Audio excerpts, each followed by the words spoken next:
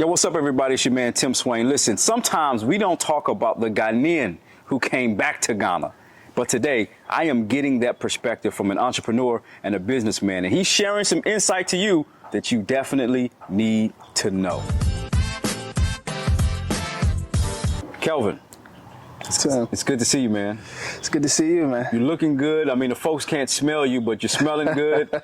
You know, you look like you're ready, man. You're ready. So thanks for being with me today. Thank you, man. Thanks for inviting me. Listen, we were talking off camera, and your story is so intriguing because I have a lot of guests, and it's people from the diaspora, particularly Americans or people from the UK that come to Ghana. But you are a Ghanaian born in Ghana. You left, but then came back. Yeah. So for the folks who are seeing you for the first time, maybe just give us a brief intro of who you are and when you came back to Ghana and what was the reason. Yeah. Well, again, thanks for having me, Tim. So for me, I was born here. I was born in Ghana, and I got the opportunity to go to America when I was 12 years old, and so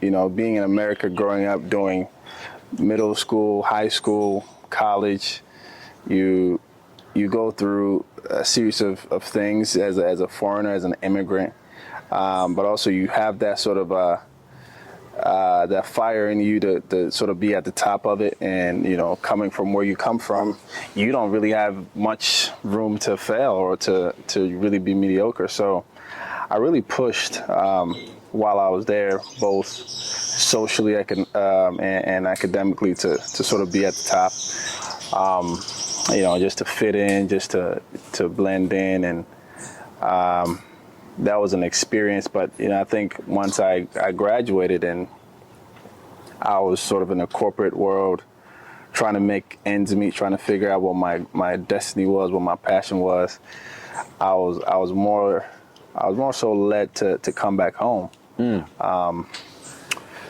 And, you know, we could delve into. I mean, what was it? Was it an experience? Was it you just somebody told you it's time to come back? Did you use an opportunity? Because people will say, you know, typically, and I'm sure you heard this, that you got an opportunity to travel to America. You're just working a good job. You were living the American dream, the Ghanaian dream as well. Yeah. And but you decided to come back. And some people would say that makes no sense. That's outrageous. Oh, yeah, I hear it every day. So what was it that made you decide, you know what, I think I want to come back? Well, I think it's a combination of a few things, right? The first is, you know, I think our continent and just even our country, it offers, it's like Greenland, right? It's like uncharted territory in many aspects, right? And so if you're someone who is creative like myself, who likes challenges, who likes to come up with solutions for things, it's always attractive. You know, an environment like this always attracts you because you see opportunities to create and to create impact and to just stand out, have a legacy, which has always been important to me. It's like, where can I go where I can show what God gave me, or like what, you know, that's one aspect of it. And I think the other aspect of it is, you know, I'm a spiritual man, and I feel like for me, I was led to come home, right, to come back, and I'm yet to see the full picture, right? It's always a half picture. Because when you come here, you start things, you realize things aren't going as you planned. The timeline that you set for yourself isn't. Yeah. I mean, you run into so many issues, you start questioning yourself, like, what am I, you know, because everybody's questioning you already. Yeah. What are you doing here? You start asking yourself the same question. But in general, I think a combination of wanting to be part of something big and create something and create more meaningful experiences. It's just one, and the other thing is just being obedient. Wow. You know, I hear a lot of people tell me that I was having a conversation with someone earlier today, and they were saying that the Most High led them to Ghana, and that person's story is very different than yours.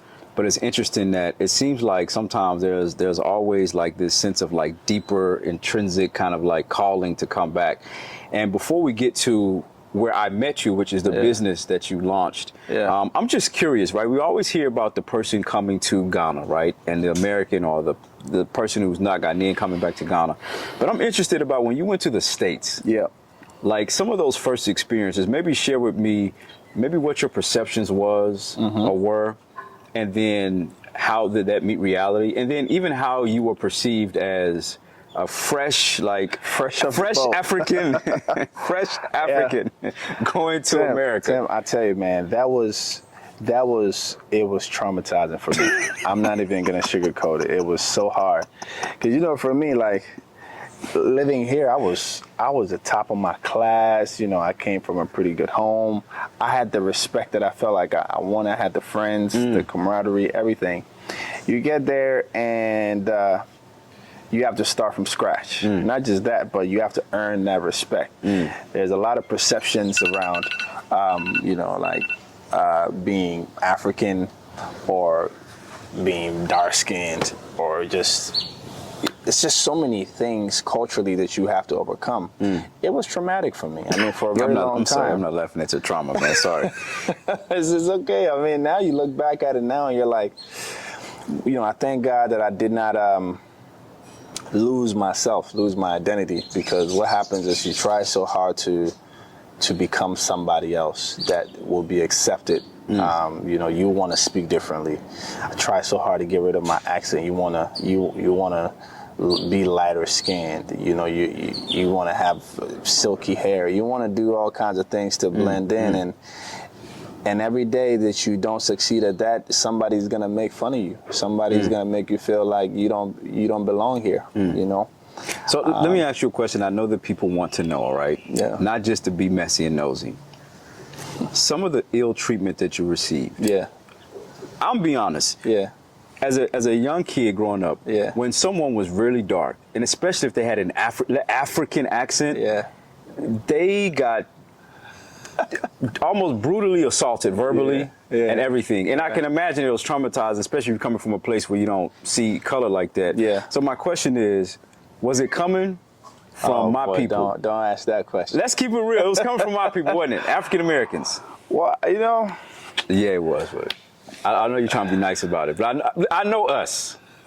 I know us. But I mean, go ahead. Like I think we as a race have a lot more to deal with from a trauma perspective. Like, I think African Americans have been so unfortunate with the experience that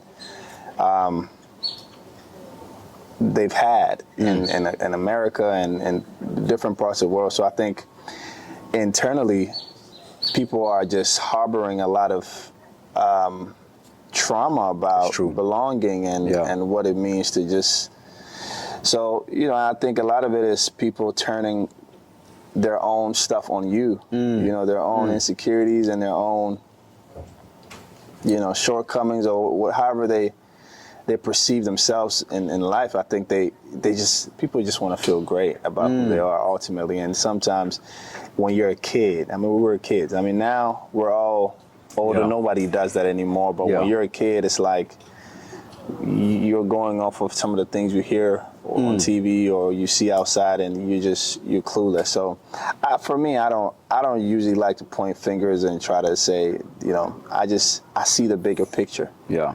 And I can understand why things were the way they were. Yeah. So that's a very mature, wise way of looking at it.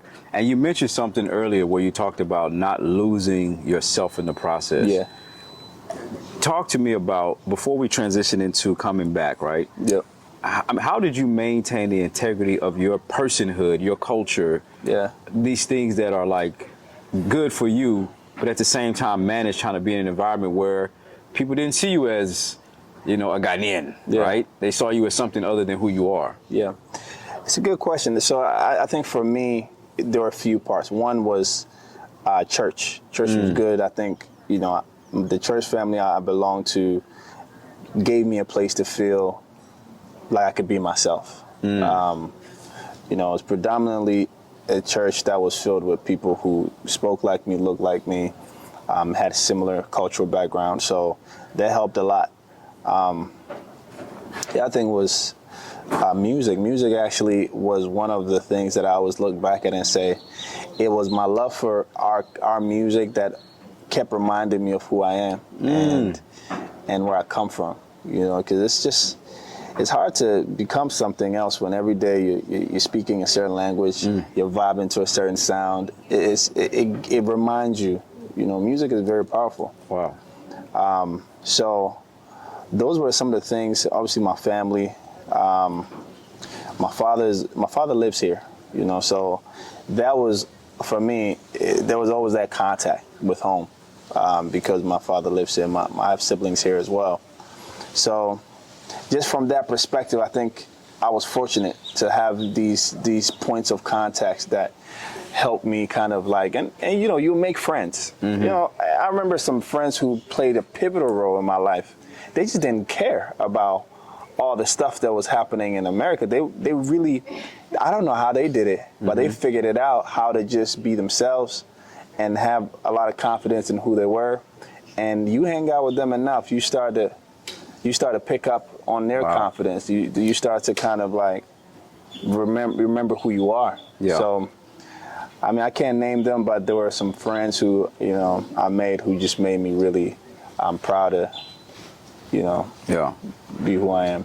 So you transition, you had some struggles, you're able to overcome those, and then you got to the place where you're mature in your career, you're mature in your personhood, and you make a decision that I'm coming back to Ghana. And like I said, I met you at the first business that, or I believe maybe one of the first businesses you started.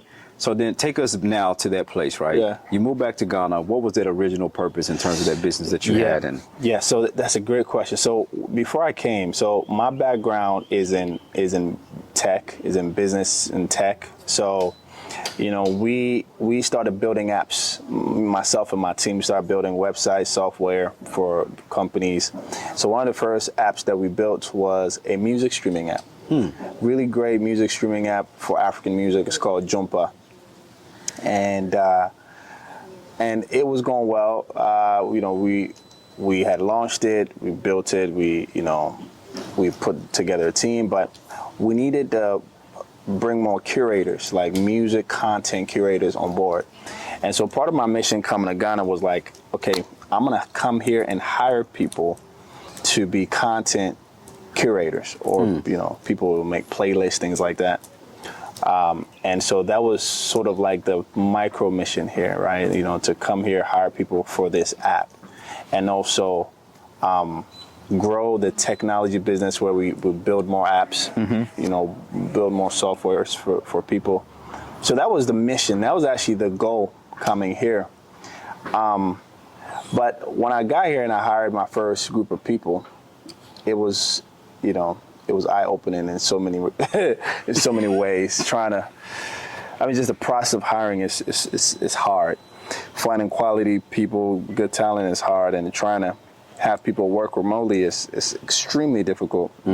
Just motivating people and things like that. So I decided to get a space where everybody could work, and that's how the house actually started.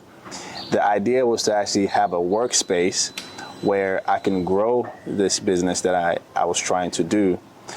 But then I was looking at the cost of the space, and it was so egregious, right? So then I said, this space is so expensive that I have to make it into a business. The space has to make money because I can't afford to have this space at this stage of the business. And so that's how the workspace became a co-working space. Wow. So then I said, okay, so let me just allow other people to come in here and work. And that's sort of how the house became a co-working space. And that's how we met. That's interesting. You know, I spent time there, and y'all can tell it's hot in Ghana because we keep wiping our faces. Yeah. But I spent time there, but I never knew that story. Yeah. That's interesting. Wow. Yeah, that's the story. Wow. So I didn't come here thinking I was going to start a co-working space. It was a whole nother idea. Wow. Yeah. You have to be flexible.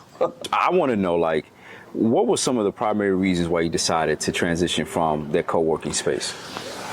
Yeah, so, you know, as we've spoken about before, the space was, I had it for 2 years. And those 2 years those 2 years were difficult, just from so many angles. I never anticipated this experience to be the way it was, and I mean both good and bad. But I think ultimately, the sort of macro factors affected the success of the business, and also the ability for me to continue, right? So, you come out here and you do your math and you figure out that if you have this space for, if you open this space for 7 days, you've got this number of people who walk in, pay X amount of money to use the space, you're gonna make X money, right? From it, and you're gonna be able to cover your rent, which is paid in dollars, and it's quite expensive, right? What you realize is that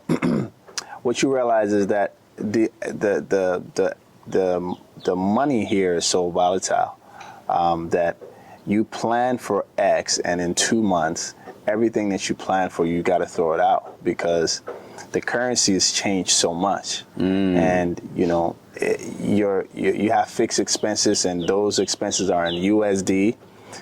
You're paying people, I've got staff, you're paying your rent, and it's and the rent here is high. If anybody knows what rent is like in Accra, it's extremely high. And so we just kind of hit the wall there, in terms of making the business sound. Yeah. And that was the primary reason, if I can be honest, here. And obviously there were other reasons why I ran into a lot of issues with my landlord.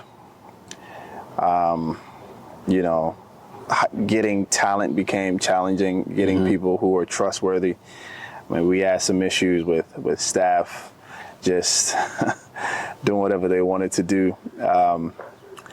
And so if you come out here and you try to start a business and you're not careful and you don't talk to the right people, get the right counsel, and also have the patience to see it through, man, it's just going to hit you in all sides and all directions. So, Wow. Yeah, you've got to be okay with just saying it's time to move forward to something else. It's hard. It's hard to do that, because especially when you have a physical space, you spend all the money getting all the resources in there, buying all kinds of equipment, and you're thinking in your mind, I'm going to have this space open for 5 years, 10 years. And in year one, you're asking yourself, can I make it to year two? And in year two, you're like, I've got to make some tough decisions here, right? So sometimes you've got to cut your losses, and also you've got to be quick to pivot. You've got to figure out what the next thing is, or how you're going to make the most out of it. For me, frankly, I wanted to get a space and use it to supplement what the initial thing. Yeah. What ended up happening was it took all my time and all my energy.